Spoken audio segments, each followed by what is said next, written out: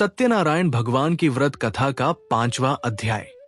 सूत जी बोले, हे ऋषियों, मैं और भी एक कथा सुनाता हूं, उसे भी ध्यान पूर्वक सुनो। प्रजापालन में लीन तुंगध्वज नाम का एक राजा था। उसने भी भगवान का प्रसाद त्याग कर बहुत ही दुख सहन किया। एक बार वन में जाकर वन्य पशुओं को मारकर वो बड़ के पेड़ के नीचे आया। वहां उसने ग्वालों को भक्तिभाव से अपने बंधुओं सहित सत्यनारायण भगवान का पूजन करते देखा। अभिमानवश राजा ने उन्हें देखकर भी पूजा स्थान में नहीं गया और ना ही उसने भगवान को नमस्कार किया। ग्वालों ने राजा को प्रसाद दिया, लेकिन उसने वह प्रसाद नहीं खाया और प्रसाद को वही छोड़ वो अपने नगर को चला गया।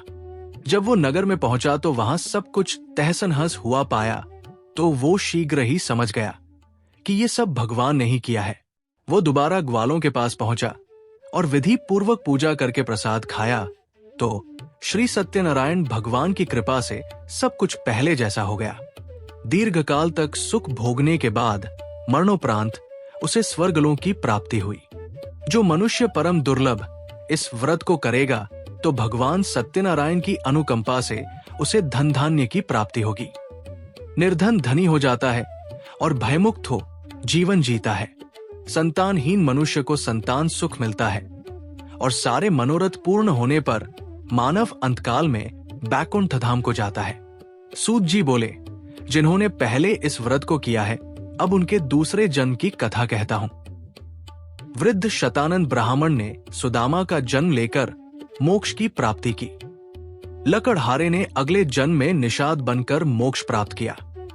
उल्कामुख नाम का राजा दशरथ होकर बैकुंठ को गए। साधु नाम के वैश्य ने मोरध्वज बनकर अपने पुत्र को आरे से चीरकर मोक्ष पाया। महाराज तुंगध्वज ने स्वयंभू होकर भगवान में भक्तियुक्त हो कर्म कर मोक्ष पाया। श्री सत्यनारायण व्रत कथा का 5वां अध्याय संपूर्ण। बोलिए श्री सत्यनारायण भगवान की जय।